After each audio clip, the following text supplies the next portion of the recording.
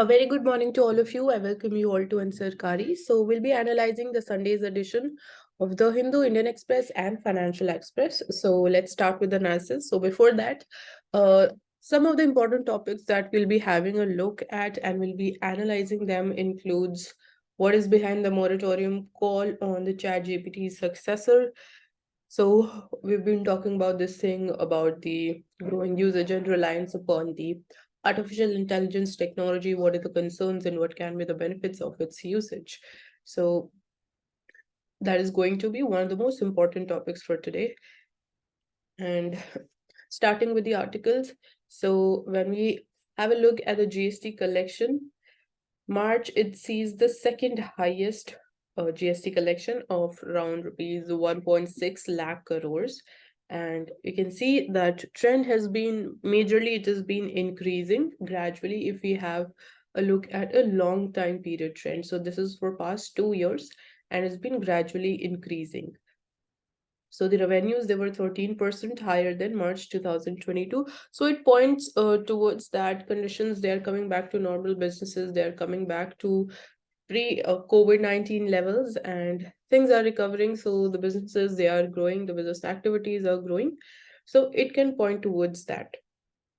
And apart from that, you can just have a look at the recent changes that have been made in one of the recent GST Council meets, which is like regarding the GST appellate tribunal that has been formed. So you can like go ahead and find out about its composition and what are going to be its functions. So that can be a important thing.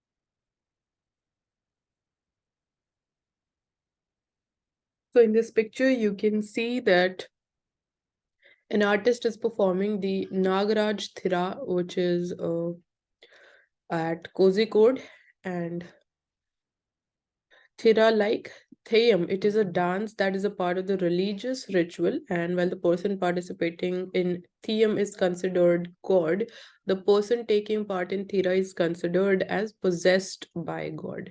So Nagaraj Thira, it is a type of dance form and being celebrated, being performed at Kozhikode at a temple at Kuthira Vattam. So that's a place there. So the temple is Sri Muchilottu Temple.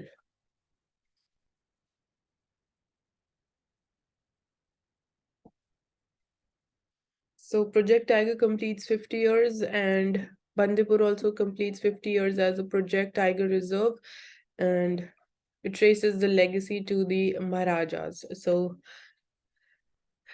because of this, Project Tiger becomes important, and all the associated projects, even they become important. So we need to know all the important details regarding this. And apart from that, so it means that on 1st of April 1973, Bandipur Tiger, it was declared as a tiger reserve. And back then, Prime Minister was Indira Gandhi, who launched the flagship conservation project, or as the Big Cat's dwindling population. So we're talking about tigers. And at that point of time, there were only 12 tigers in Bandipur when this was launched. And right now, it is having 173 of them.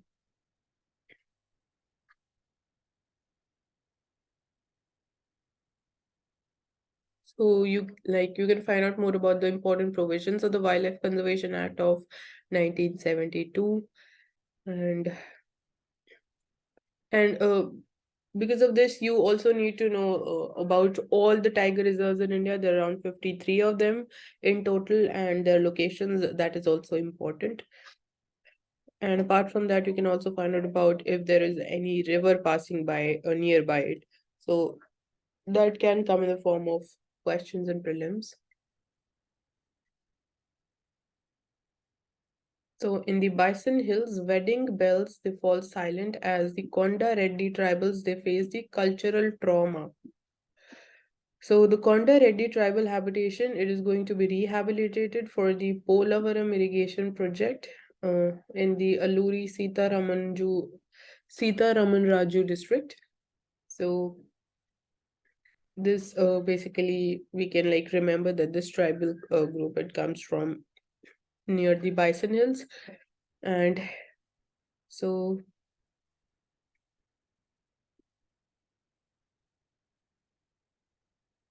so the Bison Hill Range, it is also like locally known by another name, which is the Papi Hill Range.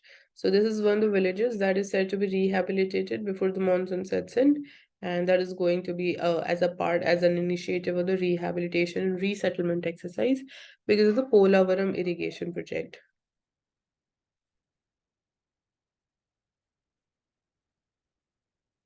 So they believe that rehabilitation to a new settlement itself is a cultural shock to their tribe, and their bond with River Godavari is set to come to an end soon. And they do not have any idea how to conduct the tribal rituals in absence of the river. So their rituals, their culture, their traditional practices, they are related to the river. So if they're rehabilitated to some other settlement place, so that's what they are feeling key, how they would be carrying out their how basically they would be following their traditional practices.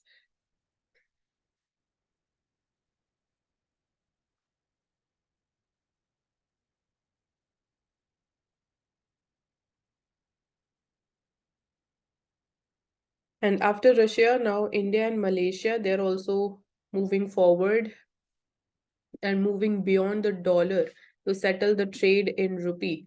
And the announcement, it is seen as a decisive step towards de-dollarization and an effort to safeguard Indian trade from the impact of Russia's war in Ukraine and its subsequent fallout and the sanctions. So this would basically help in reducing the vulnerability and also dependence upon dollar, and this mechanism will allow the traders to invoice the trade in Indian rupees and achieve better pricing.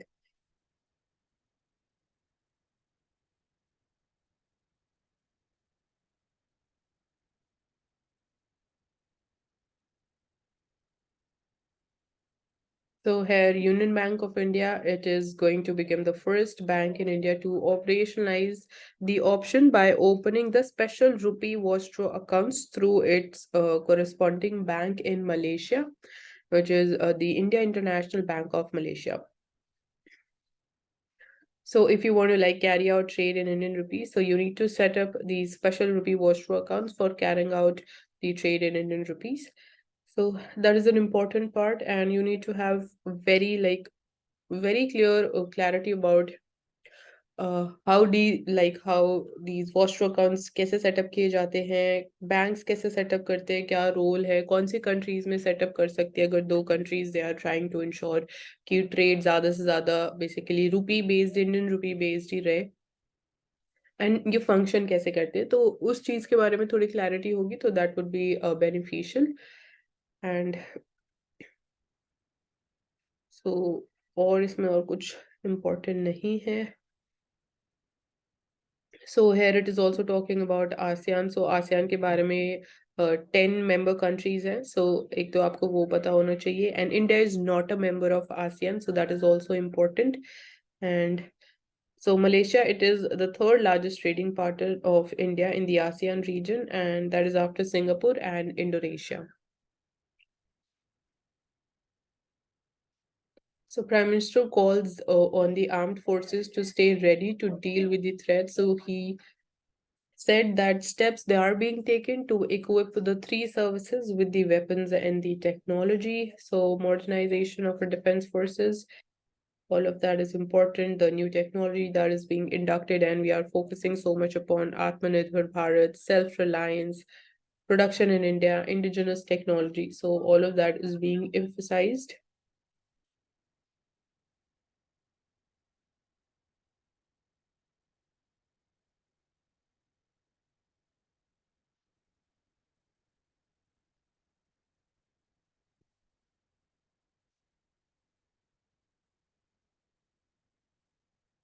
So our defense exports, even they have touched all-time high of rupees 15,920 crore rupees. And it's a remarkable achievement for the country, and India is now exporting to over 85 countries. So Indian industry it has shown its capability of design and development to the world with 100 firms which are exporting the defense products at present.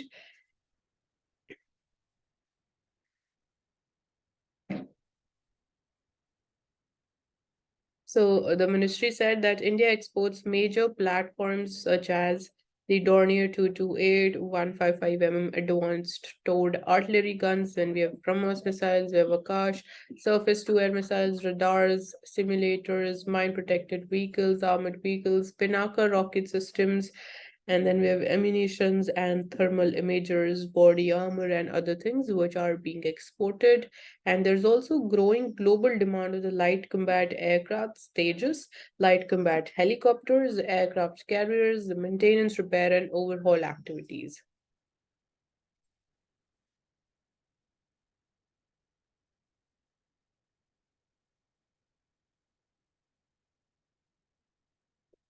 So Pashmina shawls, they come from Jammu and Kashmir. So that's there. And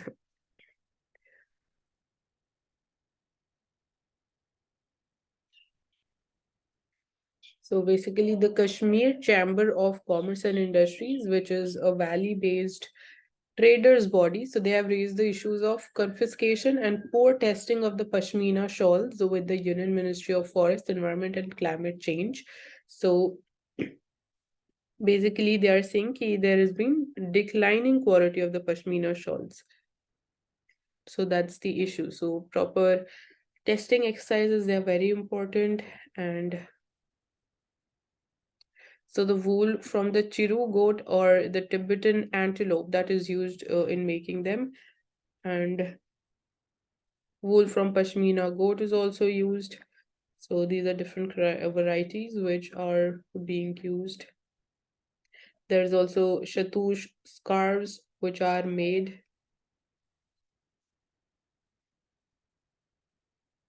But here the issue is that the Wildlife Trust of India says that around 537 illegal imports of these shatush scarves they have been supported by Switzerland authorities in the past 5 years. So it is pointing towards the illegal trade that is going on. And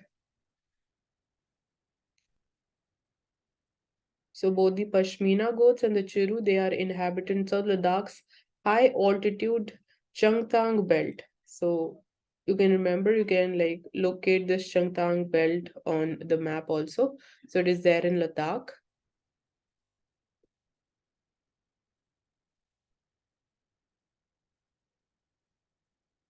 So the slogan of Ayaram and Gayaram, it is associated with disqualification.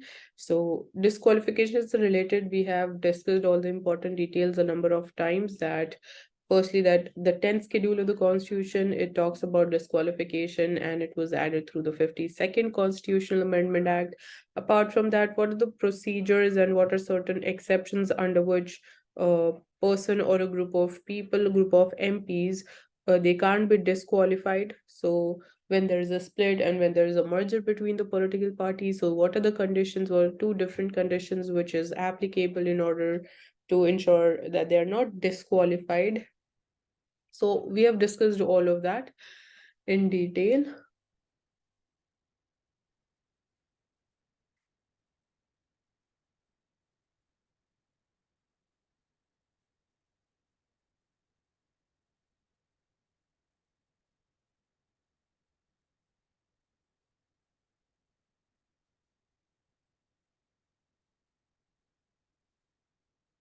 So Pakistan post highest ever annual inflation, and there are instances of stampedes for food and aid that kill at least 16 people. So the situation it is worsening in Pakistan day by day, be it their economy, their political instability, and their food insecurity. So all of that is worsening, and we are seeing the consequences in terms of high inflation. So there are different types of inflation. You can find out more about what are the conditions of categorizing inflation as hyperinflation.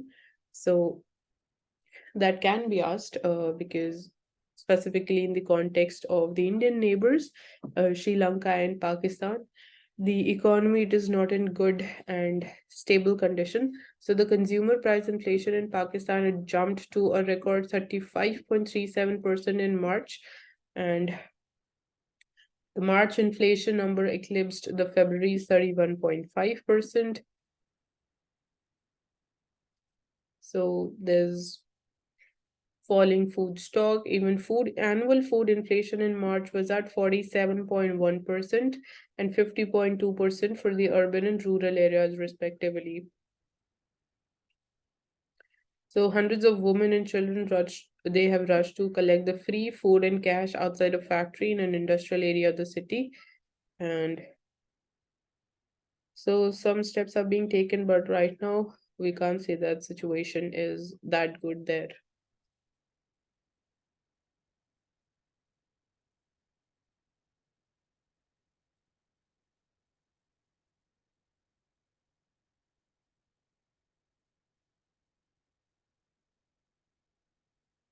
So coming to science page, so here we talk about the Kala Azar infection. So IACS, a novel compound, it treats the drug-resistant Kala Azar infection. So the current annual estimates of Kala Azar, there are about 1 lakh, with more than 95% of the cases reported to WHO are from India and other tropical countries. So Kala Azar, it is endemic in 4 Indian states. So we were like they are in 4 Indian states of Bihar, Jharkhand, West Bengal, and UP. So it's a vector-borne disease, and here the vector is sandfly. So it is a neglected tropical disease which is caused by the protozoan parasites of the genus Leishmania. So this single sentence contains a lot of important information that the vector is sandfly. It is a neglected tropical disease. So you can find out about the definition of this category, and it is caused by a protozoan parasite of the genus Leishmania. So the current treatment regimes against the kalas are they still use formulations that are toxic and they induce high levels of drug resistance. So you also need to have clarity about the drug resistance diseases. So they are basically when you are having too much of medicines and then your body develop resistance towards those drugs, and the disease is failed to, it does not get cured because of those medicines. So that's when the problem arises, because then drugs they become useless and they are ineffective then. So the novel inhibitor it was identified by screening them against the recombinant Leishmania topoisomerase 1 enzyme. And so there were some experiments done. So the derivative has a greater efficiency in clearing even the antimony resistant parasites which are present in spleen, liver, and blood of the infected mice.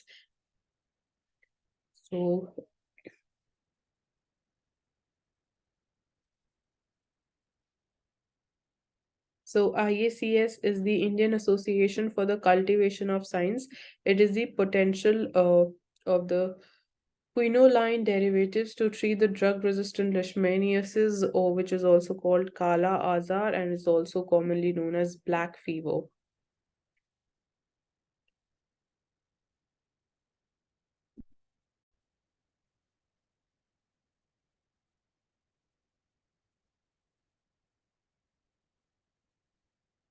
So there's a Marburg virus outbreak in 2 African countries.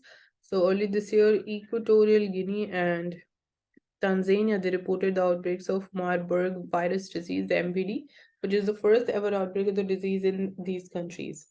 So, as they're responding to these outbreaks through the contact tracing and restricting the movement across the affected regions, WHO estimated the risk of spread of the disease as very high across both the countries.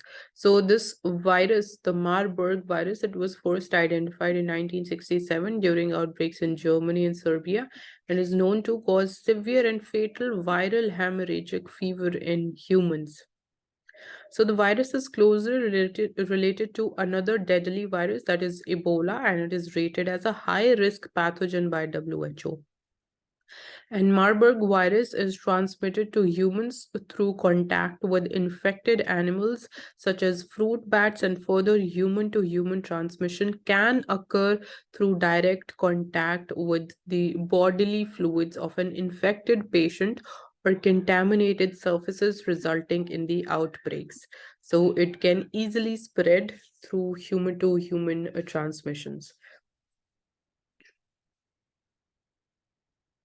So, several instances and outbreaks have been reported from different African countries since then, and often there is high fatality rate of up to 90% depending on the early access to quality care. So, right now, there are no approved vaccines and antivirals or monoclonal antibodies for treating this Marburg virus yet. And there's only like supportive care systems to manage the instances.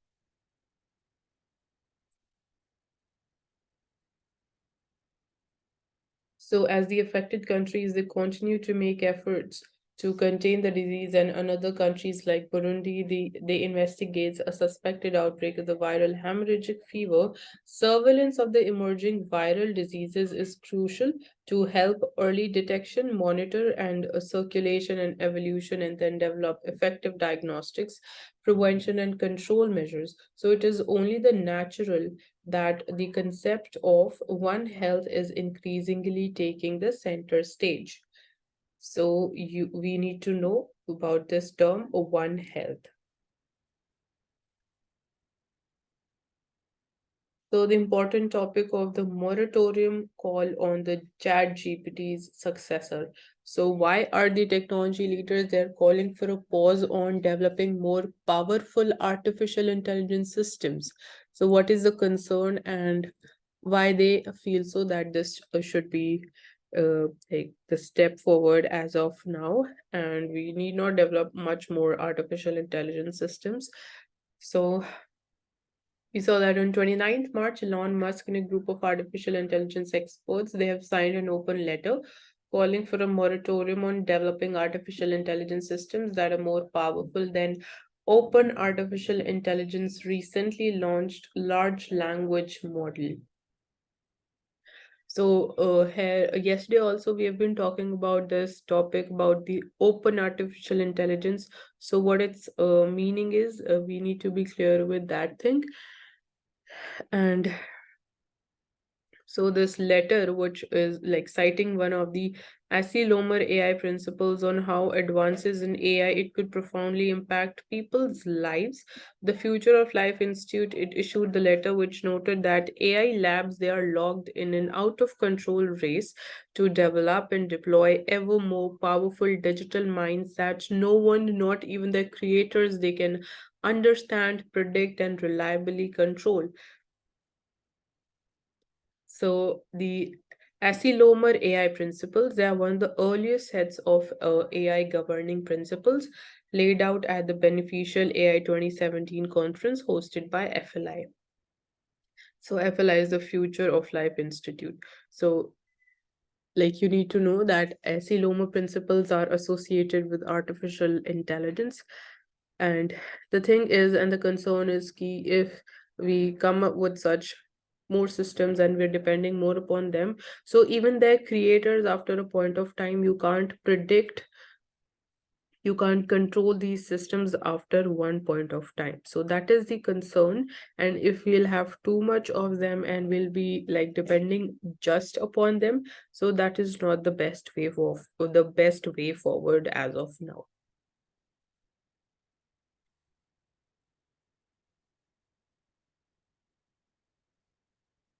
So, since the OpenAI dropped its generative pre-trained GPT chatbot in November, allowing people to freely interact with ChatGPT, there has been a dramatic rise in adoption of AI by many firms. So, more and more firms they are relying upon artificial intelligence. They are adopting such models so as to increase their efficiency, reduce their cost of businesses. So that's the main reason, but definitely, there are some grave concerns also related to the usage and high dependence upon AI.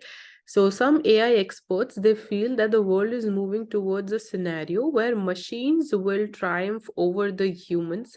Others, they see that AI advances their mediocre intelligence, which is potentially unreliable. So these are two types of schools, we can say, and two types of things that basically we can say ki why there should be a moratorium on usage of AI technology moving forward. So here are different examples of the firms they have adopted different AI technology.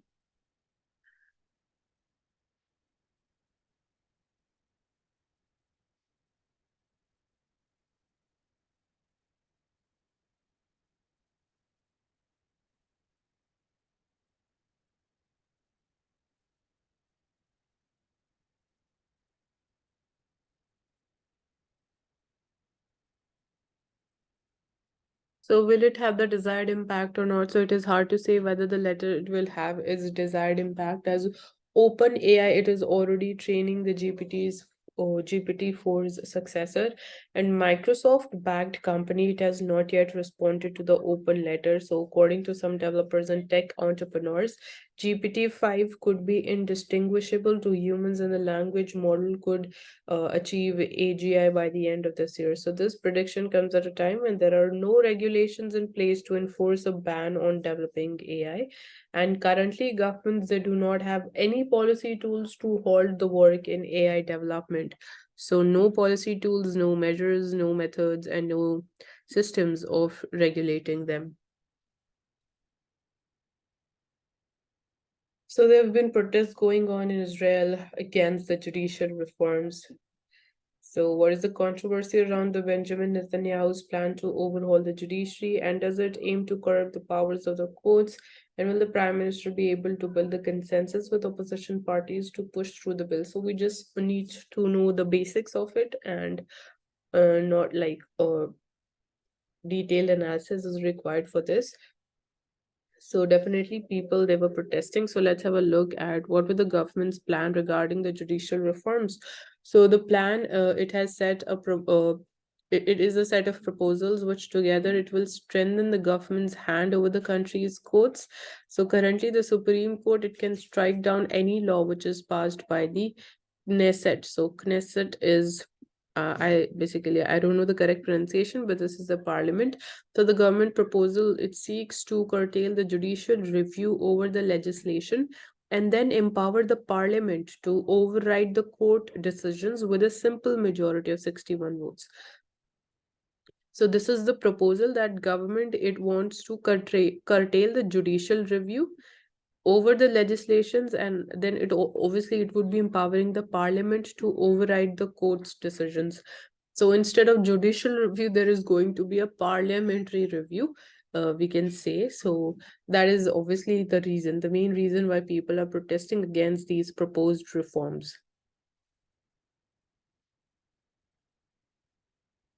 And over the years, we have seen that Israel's polity it has shifted towards the extreme right, and the current government, which is composed of right wing, ultra orthodox, and the religious Zionist and Jewish power, it is the most right wing government in the country's history. So the far right and the religious parties they have argued that Israel it has lost its balance between judiciary, executive, and legislature, and they're essentially saying that judiciary is controlled by the liberals and leftists. So that's why they are in a way trying to even increase the power of legislature over the judiciary.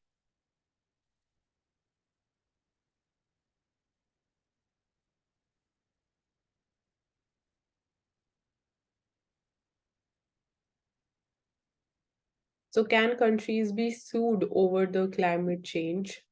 Is the question. So why has the UN it has asked the International Court of Justice to give an advisory opinion on whether countries they have legal obligations to protect the people from climate extremities, and which country brought this issue to the UN will be looked at, and what happens next regarding this thing. So let's have a look at this also. So on 29th of March, United Nations General Assembly it has passed a resolution which is through which they are asking the International Court of Justice at The Hague. So the headquarters is at Hague.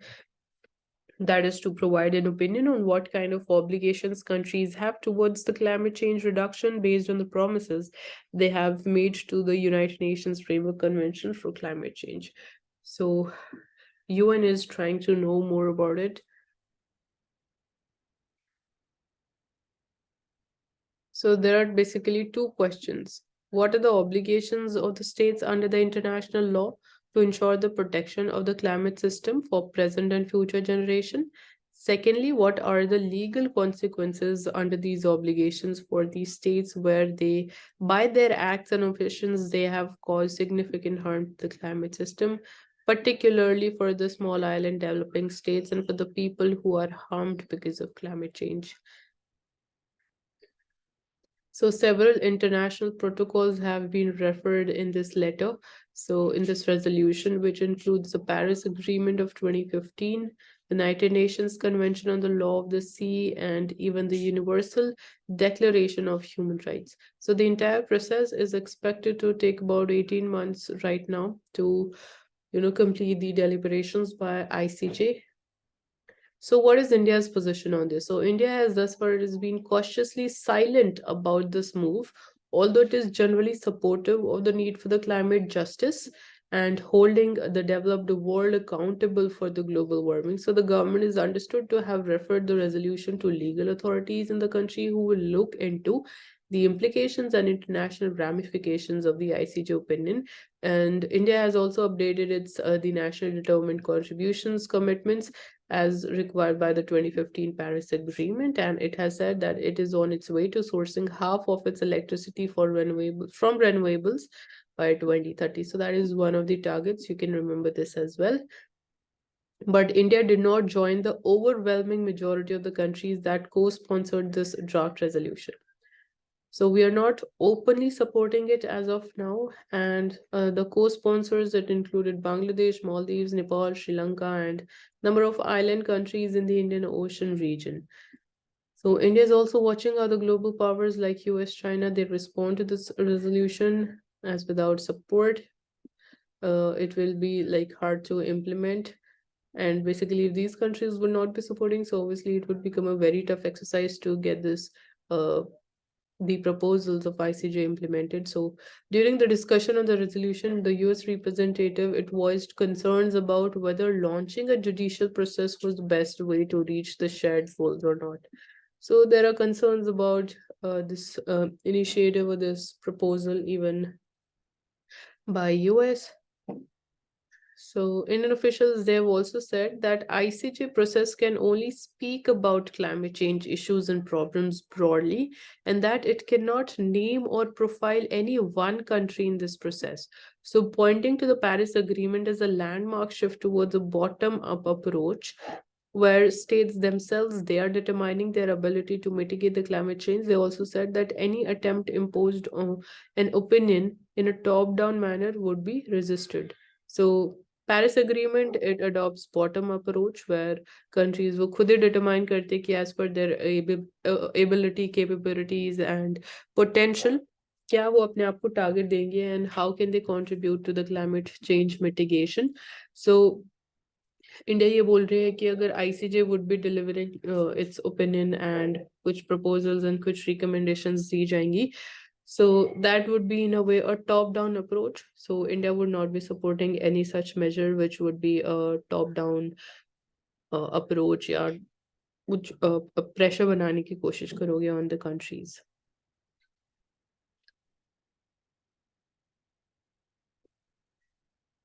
So coming to the advisory opinion of the ICJ, whether it is going to be binding or not. So it is like ICJ, it is being asked for an advisory opinion, which by definition, it would obviously not be legally binding as an ICJ judgment. However, its clarification of the international environmental laws would make the process more streamlined, particularly as the Conference of Parties process looks at various issues like climate finance, climate justice, and the most recently agreed loss and damages fund at the COP27, which was there in Sharm el Sheikh. So ICJ carries the legal weight and the moral authority, said the sponsors of the resolution, and gave as examples the advisory opinions given in the past on the Palestinian issue regarding the construction of wall and the nuclear threats that have been respected. So, looking at the past trend, the ICJ's opinion has been respected. So, let's see what are going to be the opinion regarding this resolution.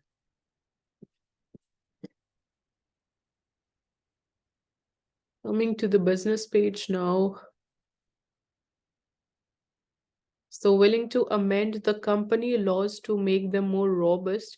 So center it is no hesitation whatsoever to go to the parliament frequently to amend the corporate laws to fine tune them and make them more robust to cater to the ever changing requirements of the industries, and further recognizing the resentment among the certain quarters over delays in filling up the vacancies in the National Company Law Appellate Tribunal as well as the National Company Law Tribunal. The Union Finance Minister says that the government had taken serious note of the issue and that of late a lot of appointments they are happening at good speed. So you can find out more about NCLT and NCLT.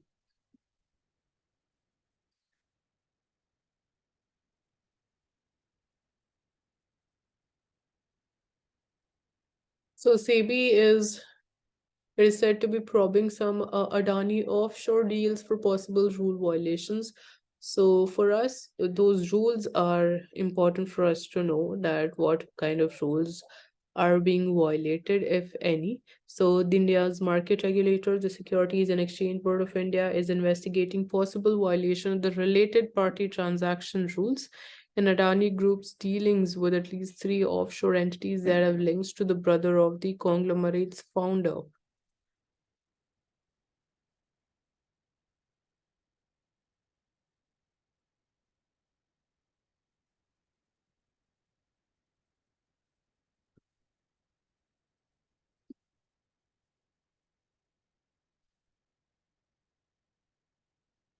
Coming to the Financial Express now. So let's see the important things. So a promoter group, it is defined as an entity that has a large shareholding in a listed company and they can influence the company's policy. So whenever like you're taking any decision regarding making investments for a long term, so we when we analyze different factors, when we analyze their reports, and issuances. So this is one of the things that we also have a look at, that what is the promoter holding in that particular country in which we are basically thinking of investing. So that plays a very, very important role. So the more is the promoter holding, so the more better it is, more safer would be it would be much more safer to invest in that particular company. So that is one factor.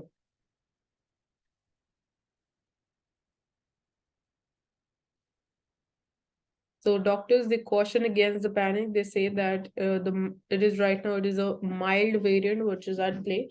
So we're talking about the COVID cases. So it is important to follow the COVID appropriate behavior. Wear your mask whenever you're going out and maintain the social distancing. Wash your hands regularly. Follow the vaccination schedules and also opt for boosters. So there are multiple infections. They can cause long COVID. So go ahead for even the boosters if you haven't got the booster shot. So IMD predicts scorching summer ahead and Rabi harvest to be on track. So dry April, above normal temperatures expected in most parts of the country in the next 3 months. And joblessness rate climbs to 7.8% in March as per the Center for Monitoring and Economy. So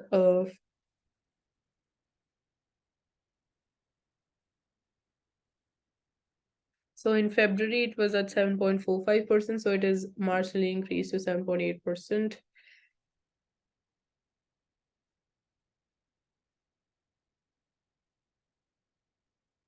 So the states with the highest unemployment is Haryana is on top, followed by Rajasthan, Jammu and Kashmir, Sikkim, Bihar, Jharkhand, and Goa. So they have registered double-digit unemployment rate in March.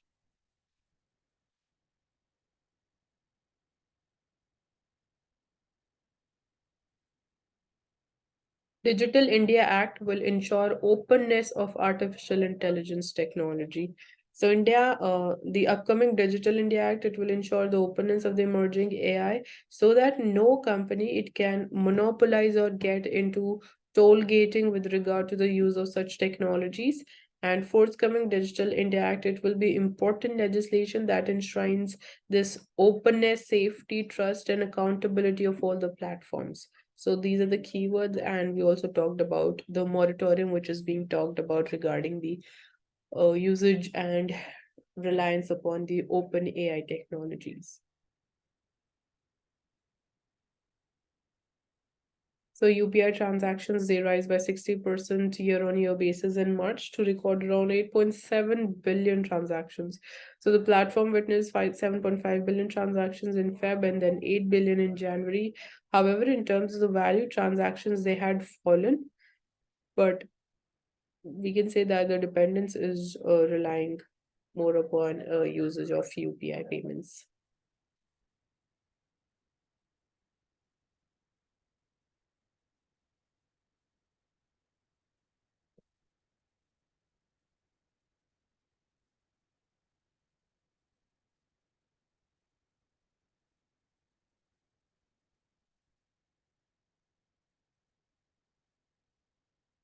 So talking about gender equality, between 2018-21, only 26% of the countries they had comprehensive systems in place to track the public allocations for gender equality. 59% had some features of such a system, and 15% did not have the even the bare minimum thing. This is as per UN's Sustainable Development Goals report of 2022. So having a status check, women at work, there's long road to parity.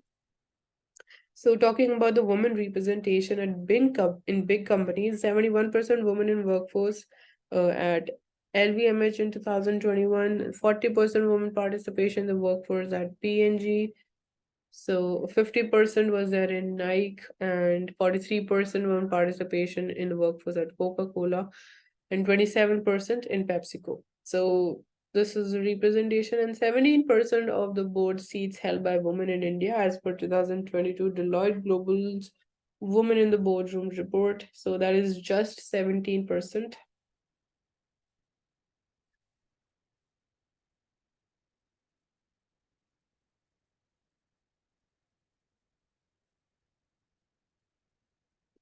So Arundhati Bhattacharya says that women are still overlooked for certain opportunities because of inherent biases which are there.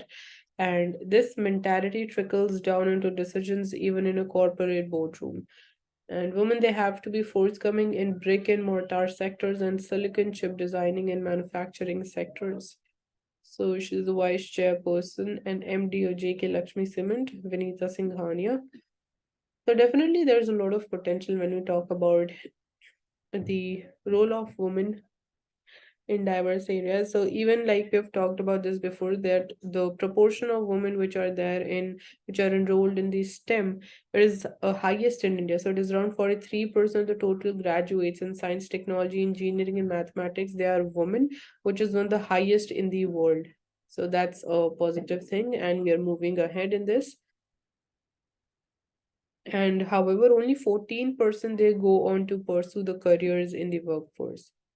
So we need to ensure that even this number gets increased. So there's a great divide. So the division is obvious as till date. Industries like construction, logistics, finance, firefighters, camera operators, unicorns, and politics, they're still male dominated for their environment and infrastructure. They can act as huge barriers for women.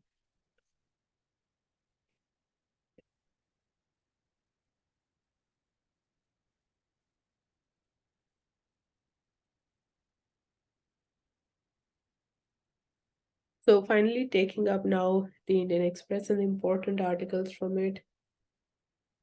So in yesterday's newspaper, we already had a look at this news regarding the antiquities that are being returned back to India from US.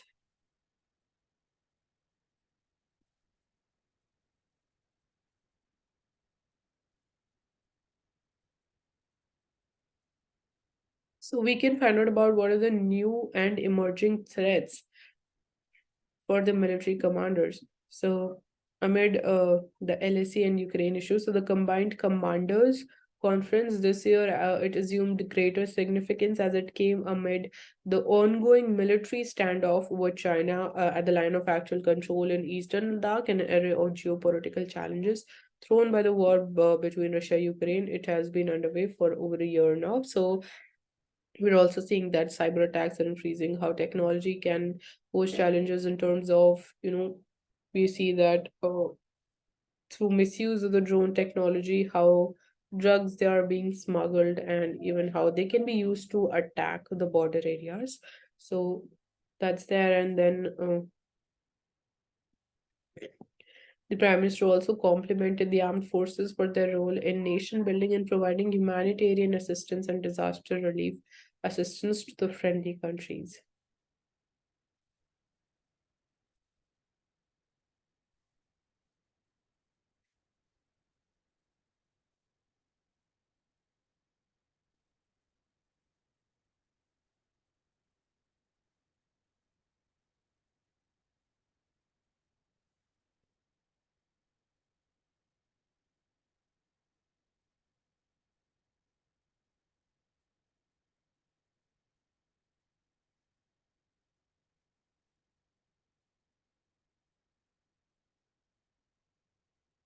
So it's all political news here, not so important for us.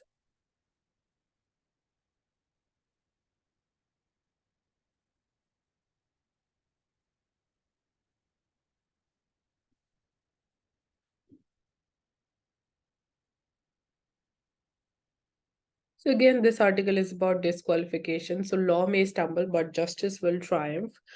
So courts, they are established to deliver justice according to law, and sometimes justice may stumble, but litigants in India, they can reasonably hope that if they continue the journey on the torturous path, they will get justice eventually. The different instances and dates have been given regarding the developments regarding this disqualification thing. So defamation, and then if you're convicted, so what are the conditions under which you can be disqualified? That is important. This like already discussed all the important things, so we'll not be repeating this thing again and again.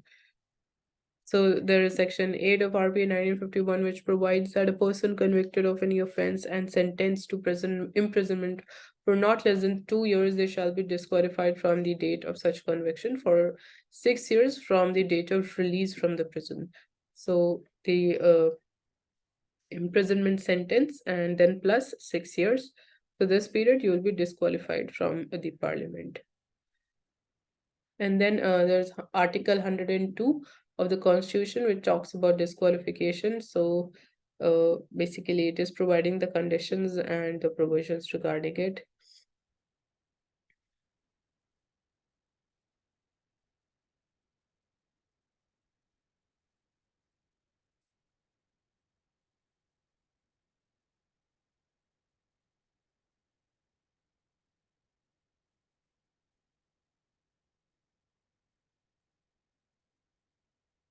So insider trading is basically when the employees of a particular company, or not even if the employees also, any investor who gets access to any price sensitive information which is not public, which is not with everyone, which is not basically there with all the investors, or it is basically not public in nature. So basically you use that information which is only available to you, and you know that it is price sensitive information, that if it goes public it would lead to either shooting of the prices of the shares of that particular country, or it might also lead to fall in the prices. So accordingly, before that information goes public, or even if it is not going public, but basically you're misusing that for your own interest to maximize your own profits in the capital market, so you basically take your investment decision regarding that information. So that is known as insider trading. So these are different and important terms which you need to have clarity as far as their meanings is concerned, because they can directly like come up in prelims.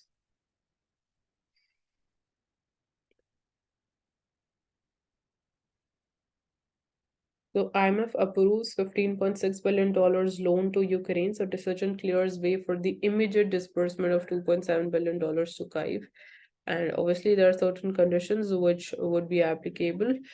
So Ukraine must meet the certain conditions over the next 2 years, including steps to boost the tax revenue, maintain the exchange rate stability, preserve the central bank's independence, and strengthen the anti-corruption efforts.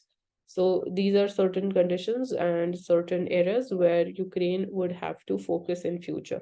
So deeper reforms will be required in the second phase of the program to enhance the stability and early post-war reconstruction, returning to pre-war fiscal and monetary policy frameworks, boosting the competitiveness and addressing energy sector vulnerabilities. So extended fund facility loan is the first major conventional financing program approved by IMF for a country involved in a large scale war. So this is for the first time. So that's why it becomes important for us to know. And also this extended fund facility, it is provided by IMF. And if there is any other, so you need to find out about that also.